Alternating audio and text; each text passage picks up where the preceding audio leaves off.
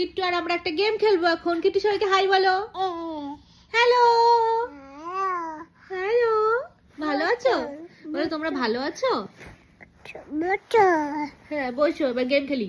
কিট্টু যখন মুড়ি খেতে চায় না, আর আমার কাছে যখন কোনো অপশন নেই যে অন্য কিছু ওকে কি দেবো ব্রেকফাস্টে, তাই একটা গেম খেলে আমরা খাওয়াই কিট্টুকে। না কিট্টু এদিকে আসো, এই যে বসো বসো, হ্যাঁ বসো বসো। আমি এবার গেম খেলা স্টার্ট হলো। কিট্টু গেস করবে আবার কোন হাতে মুড়ি। ও যা যা, আব্রাকাডাব্রা, গিলি গিলি ছু। গেস করো কোথায় আছে। নাই নাই, কোথায় আছে মুড়ি? এবার কিট্টু এটা খেয়ে নিবে। কিট্টু মুড়ি আর খই একসাথে খেয়ে নিবে।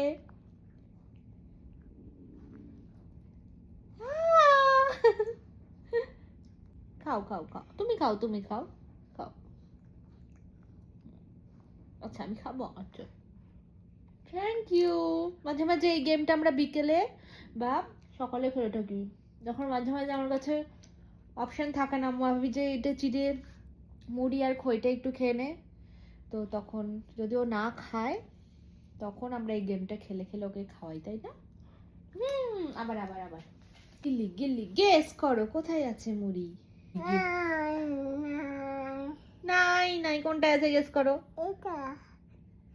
দুটোতেই আছে।